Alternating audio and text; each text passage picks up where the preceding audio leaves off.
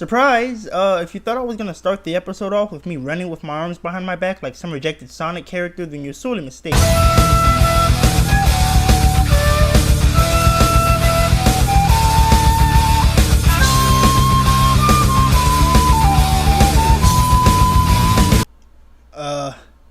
Oops.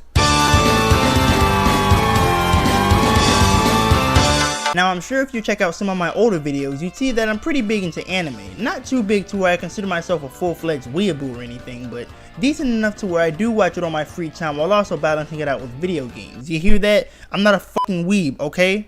Originally, what I was going to do for this video was essentially look at every game from this series, but for other reasons involving this series, I'm just going to leave it at 3 for this episode and focus on the rest for the next episode.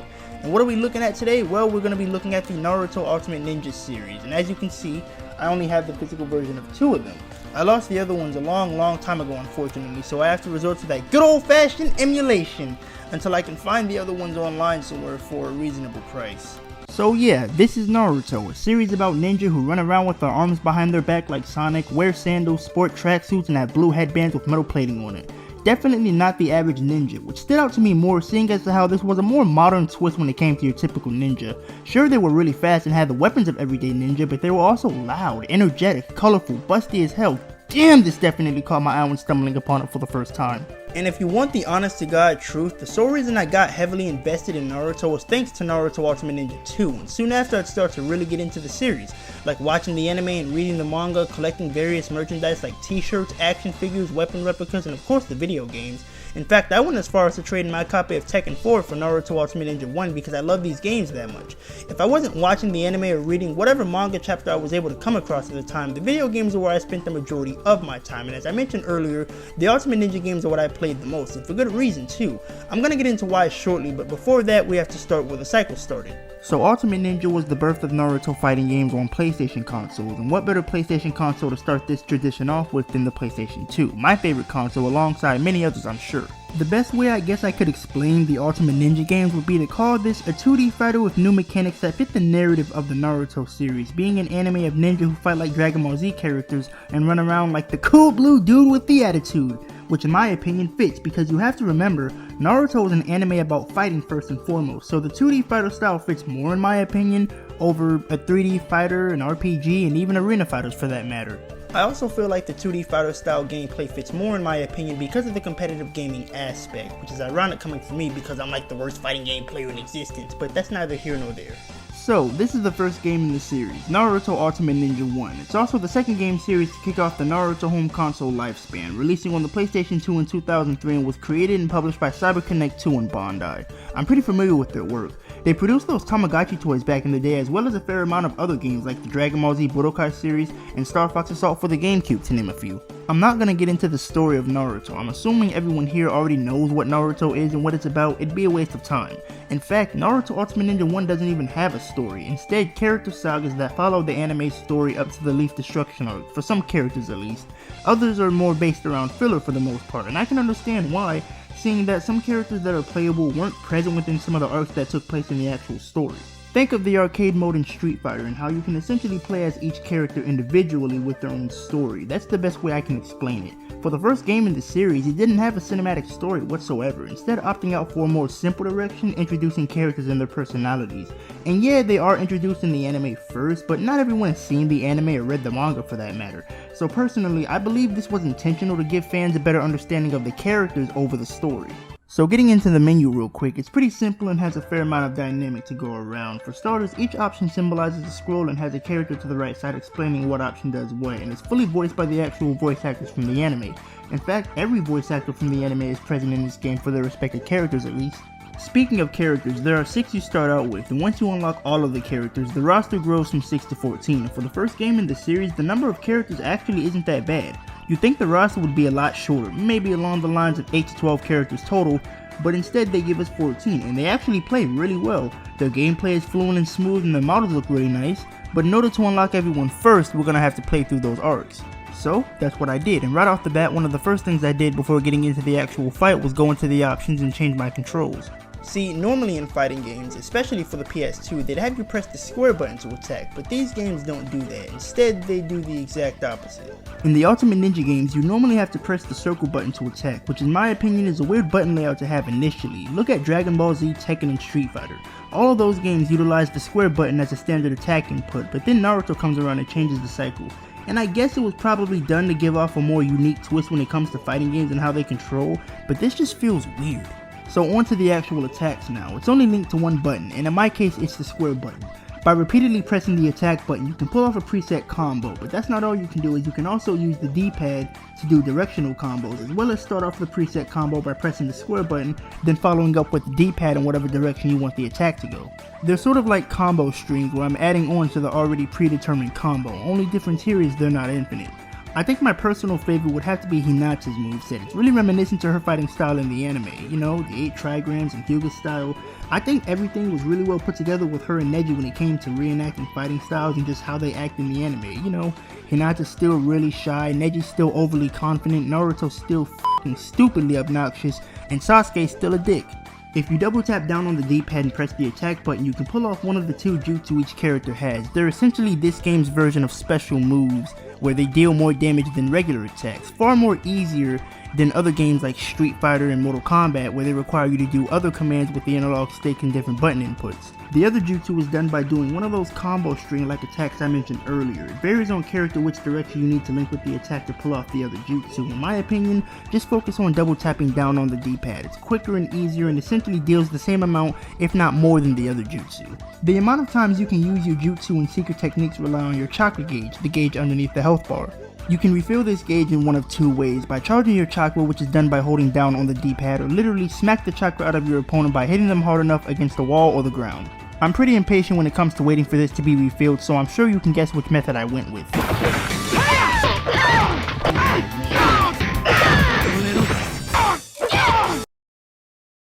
The secret techniques are essentially ultimate jutsu that can be triggered in one of 3 levels, being red, the first level, which is the weakest one, obviously, purple, the second, which is the neutral out of the 3, and light blue, the third and most powerful level. These can deal a lot of damage depending on how fast you go about inputting the buttons at the precise moment before the time runs out, and pretty much all of the secret techniques require you to do this. They're not necessarily difficult, I'd say they require a decent amount of quick timing and reaction timing when inputting the buttons at the precise time. I personally think this is a great mechanic to have in the game. It feels fitting to the series. They even go a step further to make them fully cinematic with decent animation quality, and I can appreciate this. I like the effort put in here. It makes me wonder what the actual series would be like if it were animated with this art style. I could see it working, but then again, not so much. Maybe if it were to have the Naruto Storm art style, then hell yeah, just work on the mouth moving animation a bit and we're good. If you press the square button, or in my case triangle, you can use items, another form of attack in this game, but if I'm being honest, you're probably never going to use these on a consistent basis because they don't deal much damage. They're only really helpful whenever you want some distance between you and your opponent, though there are some items that can boost your attack and speed, give you more health and chakra, or just flat out slow down your opponent entirely and drop their attack and defense. But as I just stated, you're probably hardly going to use these. And it's a shame too, because I wish there could have been more done with the items to switch the gameplay up, like melee weapons that come with a certain amount of uses like katanas and scythes, or character specific special items like Sasuke throwing flaming kunai, or Naruto shooting an explosive shadow clone that explodes on impact. Just something like this to make the items seem more interesting in my opinion. But as it stands, I'm not using these shits. Call back when Sasuke is 12 feet away from me. You can use substitutions as well to get the jump on your opponent by teleporting behind them as they try to attack you. This mechanic seemed more useful to me because it gave me the opportunity to get the jump on my opponent and surprise them from behind. Not to mention you can also use substitutions in these sort of quick time event sequences. They occur whenever you land a critical hit on your opponent or throw them far enough and follow up with the analog stick in the direction you threw them in. It's a good mechanic, but I could never get the hang of this in this game. Do I repeatedly press the square button? Do I press circle? What the hell do I do? I will say, however, that it does get easier in future releases like Naruto Ultimate Ninja 3 by showing us what to press and when to press it, so I will give it credit there. Going back to the story arcs for a little bit, there's something I forgot to touch upon, and that's the dialogue. I've stated earlier that every character has their respective voice from the anime, and the dialogue makes that abundantly clear. And I'm not even joking, every single dialogue cutscene is fully voiced by the dub team, and it's a nice way to ensure the game is more immersive when comparing it to other fighting games. Take the main cast for example. You have Naruto spouting "believe it" like a f***ing Animal Crossing character, saying their catchphrase after every sentence every time you talk to them. Believe it! Believe it! Believe it! Believe it! Believe it! Believe it! Believe it! Believe it! Believe it! Believe it! Believe it! Oh my god! Believe or Sasuke being an arrogant prick. Don't be jumping around so much, idiot. Fuck you, Sasuke. Ah! You! Shut the hell up! Yeah, you tell him, Naruto. Or Kakashi getting overly pissed off. You don't know what it means to be a ninja. You think it's a game, huh? Whoa, Kakashi, calm down, buddy. Or Sakura doing whatever the hell Sakura's doing. What a pretty kid! Yeah, whatever. If you want my honest opinion, the dialogue cutscenes could use some work. Many times I found certain instances where the character's voice didn't fit in with what was being said or just flat out responded in ways that made no sense. And looking at it closer, I don't even know if I can call these cutscenes because they're not really animated. Instead, I could call them dialogue sequences or sections because of how simplistic they are, I guess, but I digress. The last thing I want to really go over with this game is the mission mode. I'm not going to talk about practice or versus battle because those are literally self-explanatory, so I don't need to touch upon those at all. The missions, however, are a different story, sort of. They're pretty much just regular battles but with certain conditions you have to meet, like for example, winning the battle but only within 30 seconds, or defeating an opponent without taking any damage, and I mean, good luck with that shit. They start all the way down from practice up to S rank, and in order to advance from practice up to S rank, you're gonna have to complete every mission in order and climb from practice rank all the way to Jonin rank. Easy enough, right? No, they get more and more difficult as you go about completing them and climb through the ranks, and it's like, yeah, no shit, why are you telling us this? Well, the difference with this game when compared to other games with a similar mode is that there are actually unlockables, and these unlockables are 2 characters. I'm not even kidding. Yeah, Curse Mark Sasuke and Nine-Tailed Naruto. That's about all you get when clearing most of the missions in this game, and in my opinion, these are pretty decent exclusive unlockables. You unlock Curse Mark Sasuke by becoming Chunin rank, and you unlock Nine-Tailed Naruto by completing all of the B rank missions, and yeah, I ain't doing that shit. In hindsight, the mission mode could be seen as a form of replayability, at least that's how I see it, which there's nothing wrong with. I'm all for games like this giving us more to do to ensure that we play for a while. It's nice to have variety in fighting games like this, but I feel like there could have been more to the mission mode to make it feel more immersive. For example, different costumes or exclusive items only unlocked by completing certain requirements. There's more I could go over with this game, like the mechanics where you can travel to and from the foreground and background of whatever stage you're on, or stage shifting where you can travel to another stage mid-fight. But I feel like these mechanics are just so straight to the point to where I don't even have to go over them. You can even run on walls and dash at your opponent by repeatedly pressing the X button, but these are straight to the point also. Like, you can do a Naruto version of the homing attack. There's not much else I can say about that. I do want to say, however, that you can purchase items from the in-game shop with your currency Rio, which is obtained from winning fights and completing missions, and once you purchase the items, you can view them in Naruto's house, which is essentially the in-game shop. But I'm gonna be honest, I didn't get shit from this house because the shop kinda screwed me over. Come on, baby, Niko needs a new figurine. Oh, I got it this time. This time for sure, I know I can. This time for sure, I know I can get this one. I know I can. I spent all my fucking money. The next game up is Naruto Ultimate Ninja 2, and like most other sequels, this improves on generally everything the first game set in stone. One of the most major improvements is the story mode. Instead of individual character arcs, this game actually follows some story from the anime in a more traditional story mode setting. It's called Ultimate Road, and it takes place within the Leaf Destruction arc and the Search for Tsunade arc, but that's not all this story has to offer, as there's a little filler arc in here as well, known as the Ghetto Mark arc, and the plot here is, taking place immediately after the Search for Tsunade arc, Orochimaru is still upset and in agonizing pain due to his arm still being sealed, plans to use the Ghetto Mark jutsu with the help of his henchman Kabuto to cause disorder in the Leaf Village. As they arrive within close proximity of the Leaf Village, they're soon interrupted by Kakashi and Might Guy and a fight breaks out. After the fight, however, the Ghetto Mark sealing jutsu is cast on Kakashi and he can no longer use his Sharingan.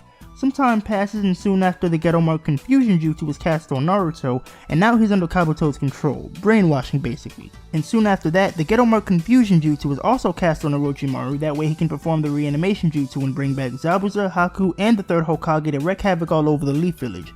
What is happening here? This filler arc has about 3 plot holes in it: Kakashi losing the use of his Sharingan, Naruto being brainwashed, and the resurrection of 3 dead characters. Do you see where the confusion is coming from now? It's not bad that there are multiple things happening in this little filler arc, but it's just that some of it doesn't make sense to me. Like, the Ghetto Mark confusion and sealing jutsu would have been fine on their own for this arc, you know, use the sealing jutsu on certain characters to add limitations to the gameplay like what they did with Kakashi, and use the confusion jutsu to brainwash some characters and give them more importance in the story. I don't see why they had to add the reanimation part in here, especially for the third Hokage, you know, a character you literally killed like 2 arcs ago, but I digress. Besides all of that, there's plenty more to do in the story mode besides fighting and progressing, like free roaming to a certain extent. By doing this, you can chat with various characters and NPCs with don't tell my wife that I've been goofing off, okay? questionable dialogue, accept challenges and objectives from certain characters, travel to various locations like the Hidden Sand Village in Tantaku Town, my favorite town in Naruto. Fun fact by the way, most areas you can travel to in the story mode are actual stages you can fight in. You can also play various mini-games by talking to certain characters like My Guy where you can race against him in a handstand race, or Rock Lee where you compete against him in a push-up contest. Hell, you can even play slot machines in Tantaku Town if you wanted. These mini-games were fun as hell back in the day, and they still are fun today, especially the tree climbing one you can do after talking to Sakura. They're a nice distraction from all of the fighting and story progression you're going to be doing, not to mention you can essentially play these whenever you please, even after you beat the story mode, which is a nice way to ensure replayability and offers a new experience. But those are all of the major mechanics. Everything else is pretty minor in comparison, like for example the secret techniques.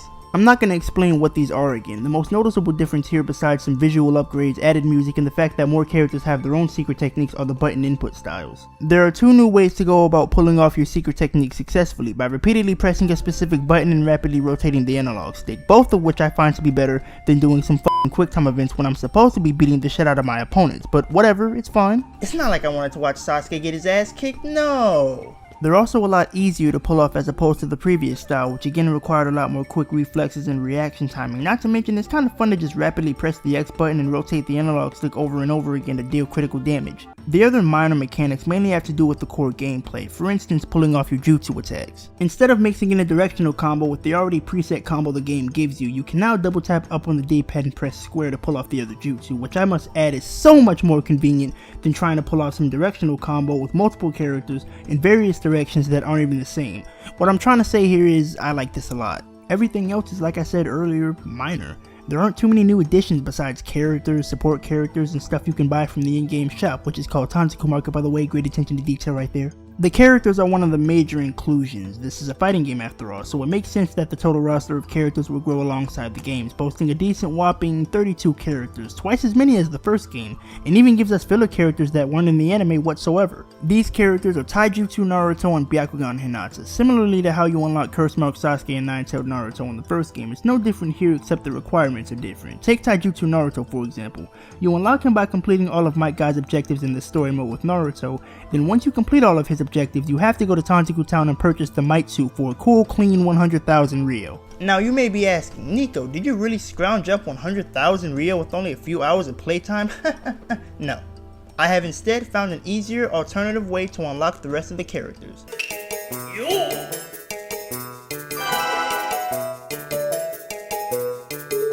Oh, sweet! Mega bonus! I'm a pro gamer now!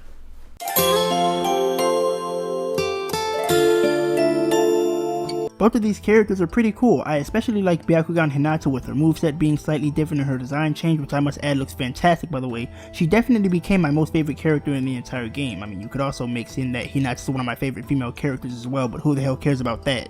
When you get down to it, this is just another Naruto Ultimate Ninja game with only a few new additions and improvements. Nothing really screams new and improved Naruto fighting game experience with all new mechanics, original characters, original story. Nothing like that is here, and for good reason.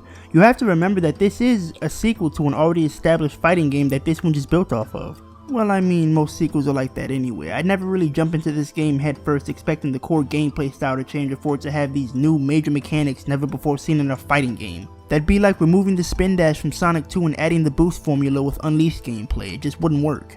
I guess what I'm trying to say here is this is a sequel done right. It improves on generally everything the first game printed out and more. It also helps that there's more to do in this game as opposed to the first one. Yeah, it had a mission mode that you could rank up in and an in-game shop that I got jack shit from, but that's really all it had going for it, which is disappointing, yes, but this was the first game in the series, so that can be excused. This game, however, gives us mini-games, an actual story, more characters and unlockables, etc, etc. If you want my personal take on this, I prefer this over the first game any day of the week, but that's just me. The last game up is Naruto Ultimate Ninja 3, and like the last game, this one improved significantly on generally everything from the previous two games. Saying that this game only introduced a few minor mechanics like the second game did would be a big understatement. In fact, I go as far as to say that this is the best in the series addition wise just with how much shit they've added. Not to mention there are more characters, more stuff to collect for Naruto's house. There's a lot, but there are stories that need to be summarized first. So there are like 2 story modes in this game, the Ultimate Contest mode and Hero's History mode. Hero's History is essentially a retelling of all of the major plot points and story of the Naruto anime, from the beginning training arc all the way to the Sasuke retrieval arc. Unlike Ultimate Ninja 2's story mode, this doesn't have a semi-open world for you to progress and navigate through, instead opting out for a more simpler linear menu where you can navigate throughout the various arcs and fights. Check the detailed story outline for whatever fight you're about to embark on, which I must add is pretty informative by the way, and also listen to the Hero's History theme music. Gets me every time. When you're in gameplay segments, the similarities between this game and Ultimate Ninja 2 become more apparent, like with its dialogue and cutscene presentation, though I will say that this game takes it a step further and adds more animation within the cutscenes to make them more cinematic, like this scene where Rock Lee appears before Kimimaro. He threw a kick! Holy shit guys, he threw a kick! There are even CGI cutscenes spread throughout each arc and they're really well animated. You can see the expressiveness of the characters a lot better, the visuals look really nice, I should also point that out, and it does a good job of recreating certain scenes in the anime. My only complaint is that there aren't more of these CGI cutscenes in the game. I think it would have been great if there were more of these for the more serious moments, like when Sasuke gets his curse mark from Orochimaru, or when Naruto uses the Rasengan for the first time, but I digress. Besides all that, everything is generally the same for the most part. The most major addition that stands out in terms of gameplay for this mode is that there are now boss battles, and they're alright, you know. Not too major, or difficult for that matter. They really require you to just hit their head multiple times until you kill them. Not anything like most other games, where you have to learn their attack patterns and wait for an opening, same thing, rinse and repeat until you beat them. They're essentially just regular fights but bigger enemies. That's the best way I can explain it. The second story mode, Ultimate Contest, starts out with Tsunade trying to figure out what event to do alongside the Hidden Sand Village when suddenly she gets a brilliant idea. Soon after, we meet up with Kakashi, Sasuke, and Sakura in the training field and find out from Kakashi that the event taking place requires these blue and red crystals, blue being worth 1 point and red being worth 4 points. Later on, everyone is assembled in front of the Leaf Village and Tsunade unveils the event, which is to host an all-out battle royale where the victor can come up with any regulation they want for the Leaf Village. What about the Hidden Sand Village? Naruto decides he wants to be the next Hokage if he wins, and thus the tournament begins. Pretty simple for a full-fledged original story in a Naruto fighting game. Yeah, it's not focused on major Naruto fights or anything like that, because it's not supposed to. It's supposed to focus on having fun and the feeling of a competition, hence why it's revolved around this. Like, yeah, there are fights in this story mode, obviously, it's still a fighting game before anything, but the main point about this story mode is the contest. And speaking of story mode, like Ultimate Ninja 2's Ultimate Road story mode, this game introduces a new gameplay style, being a free open world sandbox where you can explore without many restrictions. Here you can run around the Leaf Village and various other locations like in Ultimate Ninja 2. You can accept missions, hop from building to building, run up walls, buy items from shops, collect scrolls, which is another form of currency in this mode that you can use to buy certain items,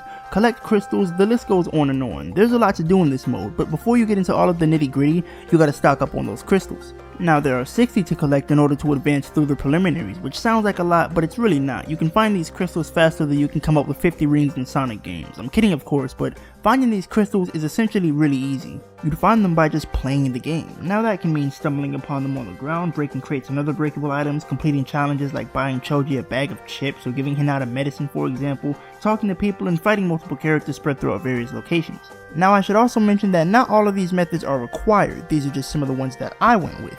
But the easiest way I found where crystals were was thanks to Iruka. He sits in front of the Ichiraku ramen shop waiting to be talked to, and by doing so, he'll give you these little hints as to where crystals are located. They're pretty easy to follow, but what the fuck is this one? It does a good job of telling you where to find crystals without actually telling you where to find them. The riddles are nice, but I would have preferred poems. They're a lot more artistic and creative, not to mention I kinda like poems. Hinata, oh Hinata, wherefore art thou Hinata?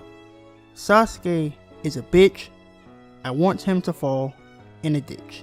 Other than that, there is more to do in this mode, like leveling up characters after fights and unlocking new jutsu and secret techniques for them to use in versus battle or practice mode. You can also unlock more characters here that you wouldn't be able to get in Hero's History mode, and there are quite a few to be unlocked here, like the 1st, 2nd, and 4th Hokage. I'm not calling him the Yellow Flash, alright, get off my ass. You also have Hanabi Hyuga, Asuma, Kurenai, Anko, Konohamaru, and Taijutsu Naruto, as well as Anbu Kakashi make a comeback from Ultimate Ninja 2. Sadly no Byakugan Hinata, which is a shame. I would have loved to see how she'd play in this game with the new movesets and everything, but it is what it is. Unlocking some of these characters require that you do a little playing after you beat the initial story mode of Ultimate Contest. Some of them aren't difficult to unlock either, like Kurenai or Anko, where I had to fight Anko once to unlock her and beat the tree climbing minigame in under 1 minute and 10 seconds to unlock Kurenai, but the others are a bit more difficult. Alright, those crystals and that character are mine. Shit. Fuck. Ow. I did it. The other characters like Asuma, the 1st, 2nd, and 4th Hokage, and Hanabi had me doing extra to unlock them. Like for example, Asuma had me find 5 shogi pieces he lost spread throughout the village center. Or the 1st and 2nd Hokage where you had to do some certain mission or something like that, I don't know. I'm gonna be honest, I used a cheat code to unlock the 1st and 2nd Hokage as well as Konohamaru. I didn't feel like doing whatever missions the game wanted me to complete, so I just said whatever, I'm gonna cheat my way to accomplishment. Unlocking Hanabi and the 4th Hokage were the most difficult, I'd have to say. In order to unlock the 4th Hokage, you need to unlock everyone else, and unlocking Hanabi as the last character was a bit of a challenge. See, the way you go about unlocking her is you have to first find Hanabi and give her perfume from your inventory. Then look for her again and take her to a place called the Shishuya so she can buy whatever it is her father wanted. After that, look for her again and Naruto will invite her out to eat dumplings with him, essentially going on a date. And I don't know how I feel about that. She's looking a little on the young side there, buddy. Maybe wait about 10-12 years when she's a little older, you know, more experienced, but whatever. After all of that, I unlocked Hanabi and as promised the 4th Hokage. Now you must be saying, how is that difficult? That seems pretty easy if anything, right? You think so, huh? No. There were a lot of things I had to do in between meeting Hanabi those 3 times, like going out to eat dumplings with Sakura, Hinata, Ino, Tamari, and Tenshin while they talk about their feelings, or go on a walk with Neji, which I must say was pretty wholesome. I love the moments like this. Or give Jiraiya stomach medicine, which I don't know why. I mean, couldn't he ask like Tsunade or Sakura to heal him? I don't fucking know. Bottom line is, this wasn't easy. There were still more things I had to do even after all of this, but I've established that plenty enough by now. Unlocking Hanabi and the 4th Hokage felt a lot more rewarding than other characters like the 1st and 2nd Hokage, where I had to do a cheat code to unlock them because I didn't feel like doing whatever mission they required out of me. With these 2 I felt so much more accomplished because they're the last 2 characters. I couldn't put a cheat code in to unlock them. I had to go back in the ultimate contest and bust my ass, and damn it, that's what I did. But I've elaborated on that long enough. Now it's time to get into the mechanics, and the best place to start would be with the core gameplay. There are quite a few new mechanics in this game that become major staples throughout the Naruto fighting game series, like with the secret techniques. Instead of having 3 like in the other 2 Ultimate Ninja games, you now have one which you can customize, and when I say customize, I really mean you can change which secret technique you use throughout the battle. They do still range from red, purple, and blue depending on which one you pick, and still do the same amount of damage, but for some characters there's an entirely new mechanic with these, being the awakening mode. Although, I consider this to be more so a new addition instead of a new mechanic, but that's neither here nor there. How this works is, certain characters like Naruto and Sasuke have a secret technique far different from other characters, which allow them to access their awakening state. This gives them new appearances, jutsu, and an entirely new moveset fitting to the form they've taken. For example, Rock Lee gets super f***ing wasted like he drunk himself dry at a house party, so his moveset would be reminiscent to drunken martial arts. yeah, cheers. Oh, what was in that? Piss? Oh my god, my ass burns. The awakenings are fun, and it helps that they give certain characters entirely new movesets to make the game feel more immersive and basically make them feel like their own character just without a secret technique, which I mean isn't really too much of a hindrance considering you'll be winning most fights pretty quickly depending on how good you are. Not to mention, once you activate this, you're not getting out of it until the end of the fight, so I just take advantage of the opportunity. It's not every day I get to beat the shit out of Sasuke with drunken martial arts master Loopy Lee. You can even select it automatically in the character selection menu once you unlock everyone. It also has really good music once you activate him as well.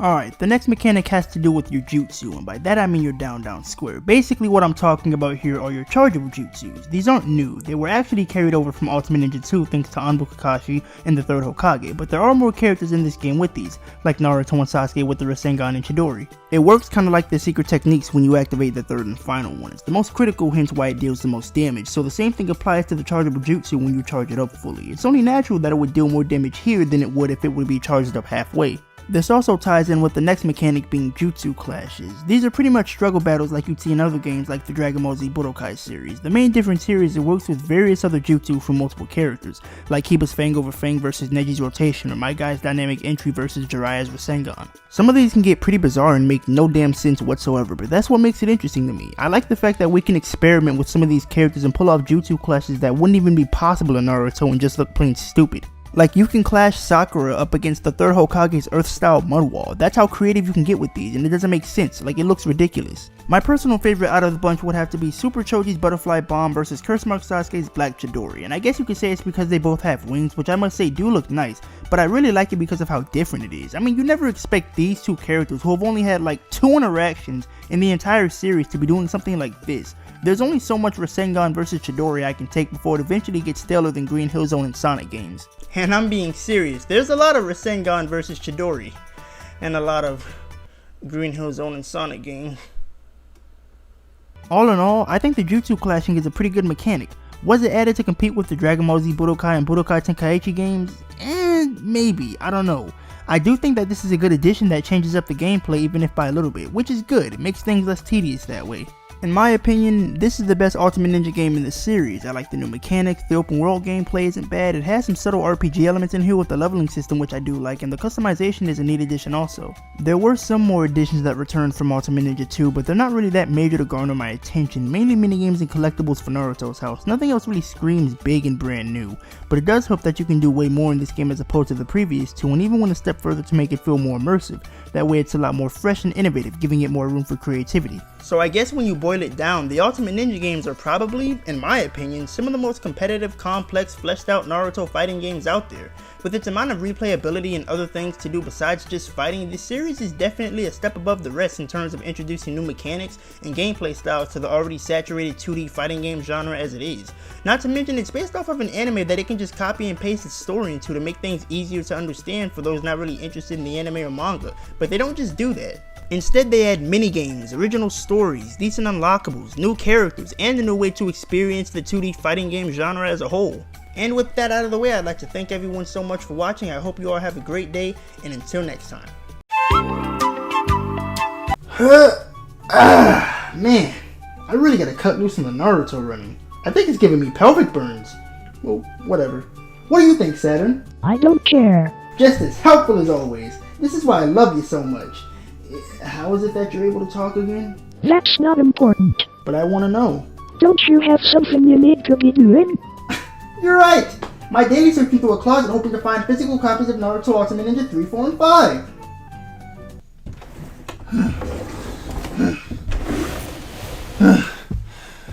Wasn't in this one either. Obviously.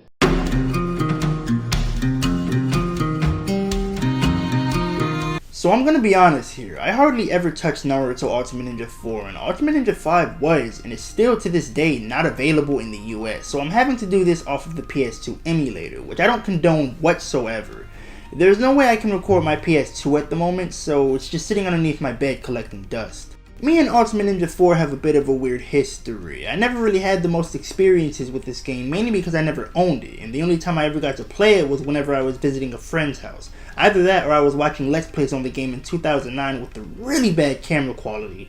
So what sets this game apart from the other three? Well, for starters, this isn't the Naruto series, but rather the Naruto Shippuden series, the direct sequel, similar to what Dragon Ball Z is to Dragon Ball. When I first came across this, I didn't know what to think. Was that Naruto wearing an all-new tracksuit with longer hair, a new headband? Get the fuck out of here. This kid didn't grow up, I said to myself, but he did, and with him growing up, there was obviously a sense of maturity about him. He wasn't the same obnoxious little kid that I, alongside many others, tried to be like. He was more colorful, more inspiring. He ditched the orange and blue prison suit with headband combo for a more sleek orange and black design that looks really good, and the same thing can be said about the other characters as well. They have a sort of pizzazz about them that I just like seeing, you know, when they're more mature and older. You can tell that a lot of these characters have actually grown up, and in a way it kind of feels like we've grown up alongside them. I mean, look at Naruto, what with his new design and attitude, or Sakura with her, you know. My point is, these characters have taken many steps forward in the right direction, I feel, so they look the part and to some extent act the part, thus implying that they've had that good old-fashioned character development. So of course, with me being the character-loving idiot that I am, this would be one of the main things I pay attention to jumping into the Shippuden series, so I'm pretty confident when saying I've grown up with these guys at this point. I've been keeping up with Naruto for like 15 plus years now. But nobody really cares about that stuff, so I shouldn't really waste anyone's time here, right, Saturn? Whatever. See, this is why I love you so much. You're so reliable. Get on with the game. So as I mentioned earlier, me and Ultimate Ninja 4 have a bit of a weird history. I didn't play this one as much as the other three, so I'm not really too familiar with it. And it sucks too, because I remember really wanting this game back in the day, but I couldn't find it anywhere for some reason, and I don't know why. I do know that it released on April 5th, 2007, exactly 2 months after the official anime would air in February of that same year, so this game is heavily based off of the manga's material. Makes sense seeing as to how that was more established with actual story and content to go off of, as opposed to the anime that only had like 4 episodes when the game released. I think this sets a good example for video games based off of anime. Not everyone reads the manga or watches a lot of these animes, so they acquire their knowledge through a more convenient and fun source being video games. In fact, I already mentioned this, but the way I got into Naruto was thanks to Ultimate Ninja 2, so it's definitely possible if done correctly, you know, but I'm gonna spare everyone the details for now, so let's get into the story. The story begins with Naruto waking up from a dream he had about his and Sasuke's fight at the Final Valley.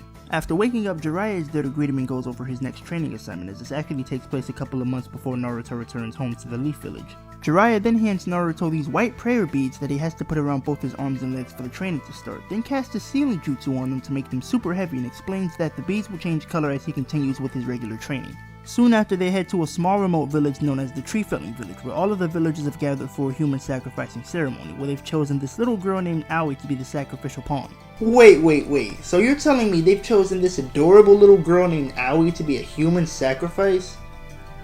Why? It's to pacify a demon known as Black Shadow so that the village can live in prosperity. Yeah, but a human sacrificing ceremony seems pretty extreme. Finish the story. Naruto, seeing this, decides to go into the Crystal Cave in order to save her, and about 2 hours later, that's what he does. Naruto learns about the origin of the human sacrifice. Jiraiya removes his prayer beads, thus making him more powerful. He learns more about Aoi and her situation, thus wanting to help her even more, and he defeats the demon living inside the cave with the help of his 9-tailed chakra. To say that this is a very short, simple story would be a huge understatement in my opinion, mainly because of the way it's told. It's not like Ultimate Ninja 2's Ghetto Mark arc, where everything was more overwhelming and blown in your face with very little context to back it up. Instead, this game fixes those issues I had prior with Ultimate Ninja 2, like where you had the Ghetto Mark Sealing Jutsu cast on Kakashi, and the Ghetto Mark Confusion Jutsu cast on Naruto on top of the reanimation Jutsu being done. What this game does differently is keep its level of consistency throughout the entire arc, which is what I ultimately appreciate because everything ties into the main objective of the story, which is to A. Save Aoi from sacrificing herself, and B. Defeat the demon Dark Shadow. Of course, not everything is explained to you right off the bat. You have to progress further into the story in order to get all of the information you need, like when you learn more about why the sacrifices are happening, the history of the Tree Felling Village. Everything is told to you in a way that's very understandable and again stays consistent with the main objective of the story. I think what really drew me in more with this story would have to be Aoi's reasoning for sacrificing herself. You learn that Aoi sacrifices herself as a way to try to save her mother Tsubaki, who has an incurable illness, but here's the kicker. Turns out she's actually trying to find a cure for her mother by confronting the demon and receiving leaves from this Tree of Life, a healing property that can cure any sickness. You can tell this was the main selling point of the game with how immersive and expansive it felt. I honestly never expected to enjoy this as much as I did. I mean, yeah, it's still a 2D fighting game down to its core, but this little filler arc introduced an entirely new way to experience the story that resembles your typical action RPG game. It pretty much plays like Ultimate Contest a little bit from Ultimate Ninja 3, but with a few restrictions. Like instead of a fully open world map or whatever Ultimate Ninja 3 was, it's now divided into certain chunks, which was most likely done in order to make traveling to various locations easier. Taking inspiration from Ultimate Ninja 2, I see, not bad, not bad. This also helps with the Naruto aspect of the action RPG style, and what I mean is there's essentially a balance between the Naruto gameplay and the action RPG gameplay. The last one speaks for itself. You can run around, fight enemies, level up, find items, etc, your typical action RPG trope. I mainly want to talk about the Naruto aspect, more specifically the prayer beads. They play a pretty big role in the story, not only acting as a form of training for Naruto, but also a way that introduces new skills and mechanics. See, the way the prayer beads work is they have 5 colors, being white, blue, green, yellow, and red, and they change color the more XP you get, which is basically the equivalent to leveling up. While changing colors, they grant you new abilities and skills as well as increase your health and chakra, though it's a lot more prevalent when you're engaged in combat sequences, like learning new attacks that can utilize Naruto's abilities. It's a fun mechanic and a unique way of leveling up. I wish more games did stuff like this where it ties into the main story and progression. The free roam gameplay also utilizes his abilities, like you can use his Rasengan to destroy walls, or his Shadow Clone Jutsu to launch yourself into the air to get extra height for the more hard to reach places. They add variety to the gameplay, meshing in that Naruto spice, but if you want my honest opinion, I don't really like the way they're implemented here. Like, I'm not upset that these jutsu aren't as interesting as they would be in the combat sequences, you know, using your Shadow Clones to fight alongside you or the Rasengan to kill multiple enemies at once, but I do think they could have gone about using these in more creative ways. Like, the Rasengan could have been used to discover secrets and alternate pathways, or destroy some of these crystals spread throughout the Crystal Cave for a new form of currency or something. And the Shadow Clones could have been used to make bridges for bottomless pit gaps or ladders for the more hard to reach places and secret areas. You know, some more diversity for the free roam gameplay, but we unfortunately don't get that.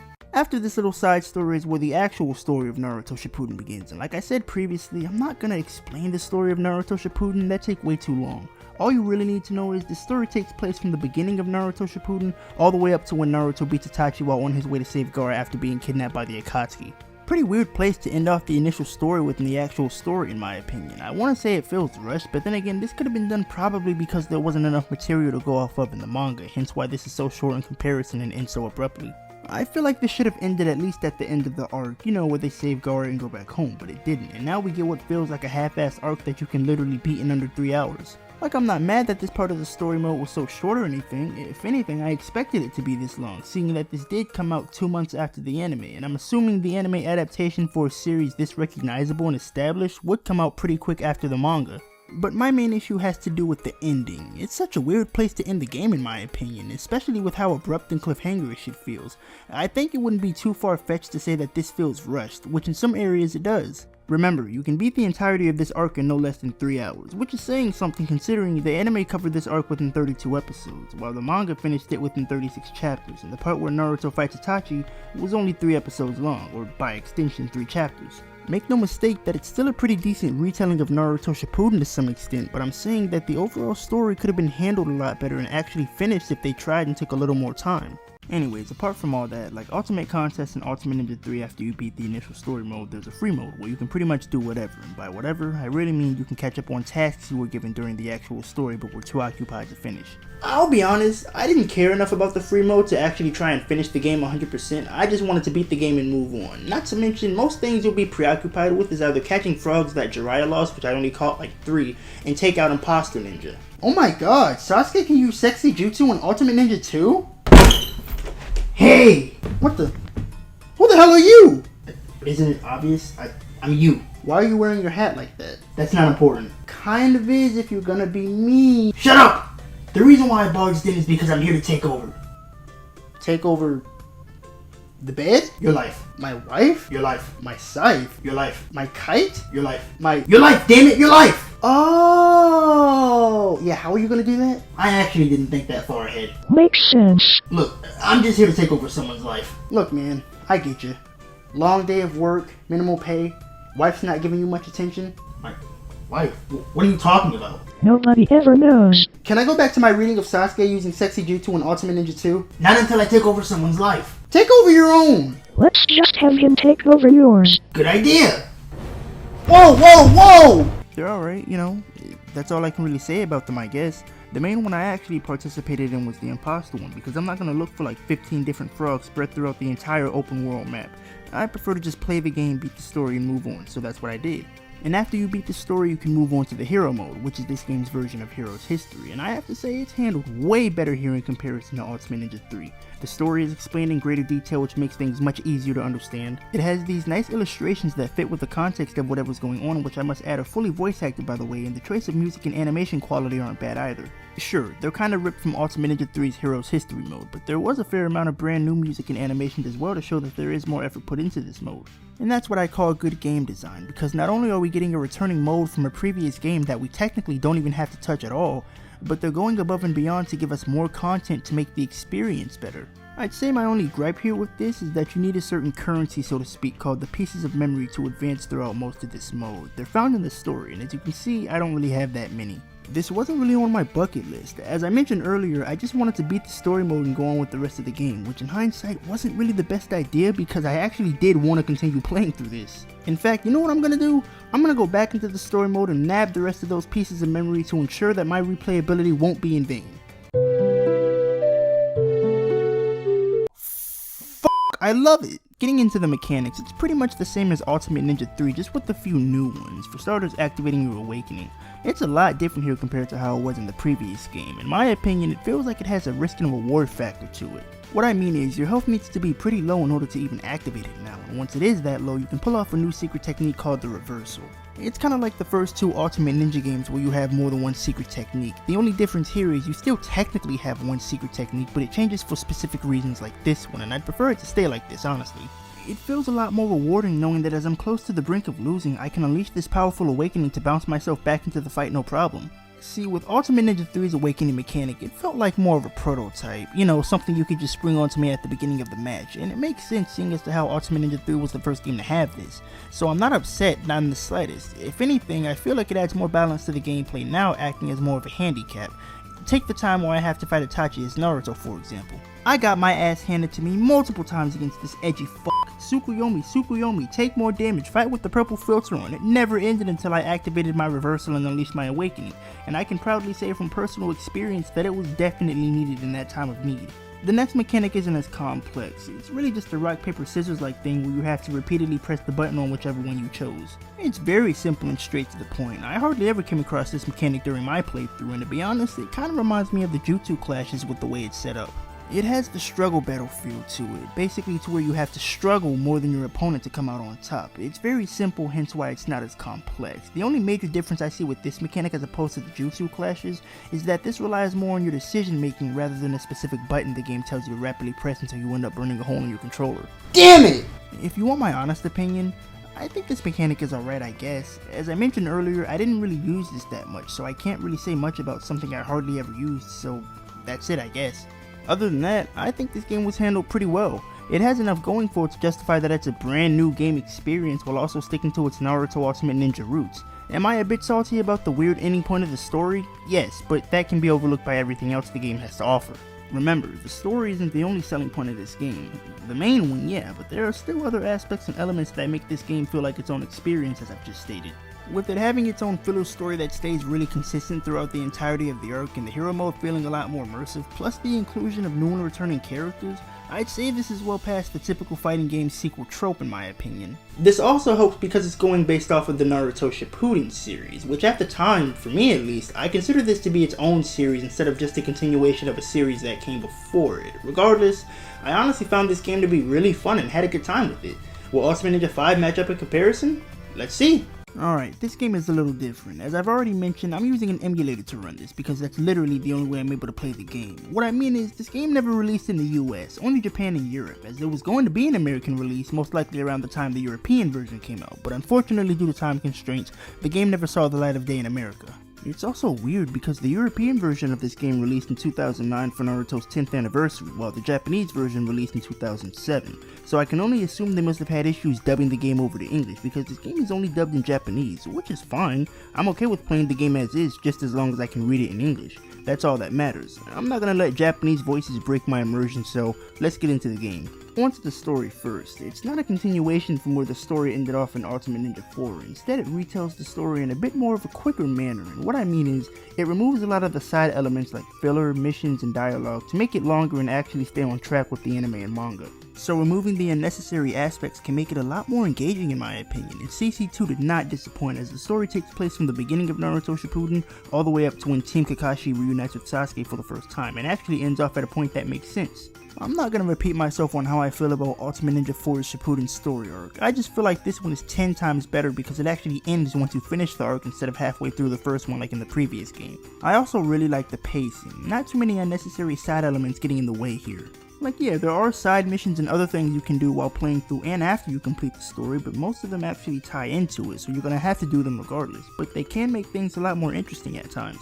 For example, while on your way to the Tenchi Bridge, you have to make a detour into the Sand Village to get a permit that allows you to travel to and from the Land of Rivers without any questioning, and I'll be honest, at first this felt really tedious because what in the hell does this have to do with Naruto Shippuden? But upon looking at it a bit further, I realized this was added most likely to make the story stand out as its own retelling of the Naruto Shippuden series, and it works! Naruto gets tricked by a shady peddler into fighting some bandits. You soon find out that the so-called shady peddler was in fact the wanted criminal. Oh, big fucking whoop. Then you receive the permit and can move on with the story. Like I said earlier, everything ties in with each other and ultimately stays consistent, which is good. Consistency in my opinion equals a pretty good story experience, but let's not get ahead of ourselves. Like every game, this one isn't perfect and has its fair share of flaws. The main issues I have with the story mode is that there are so many damn bandits and traps littered throughout the entire map. Like, I'm not kidding when I say someone had a fucking field day with this shit. Hey Fred? Yeah Frank?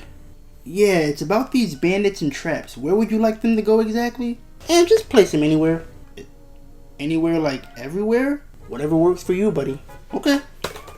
I don't really feel like I need to go too in depth on this, by the way. The main reason I have such an issue with there being so many bandits and traps spread throughout the entire map is because it kind of slows down your momentum with wanting to breeze through the story. Not to mention it gets really repetitive pretty fast because not only are they spread throughout a large majority of the map, but the bandits also follow you around if you run anywhere near them. Though there is a way to slow them down, which is done by throwing shuriken at them, but I wouldn't count on this too much, it hardly ever works. I guess when you sum everything up, this is just Naruto Ultimate Ninja 4's story, but with more emphasis on the Shippuden arc and less emphasis on filler, hence why this is as long as it is. Yeah, they got rid of the platforming mechanics like the Shadow Clone Jump and Leaf Dash, but they replaced them with more characters you can run around with in the free roam, or support characters when you fight bandits.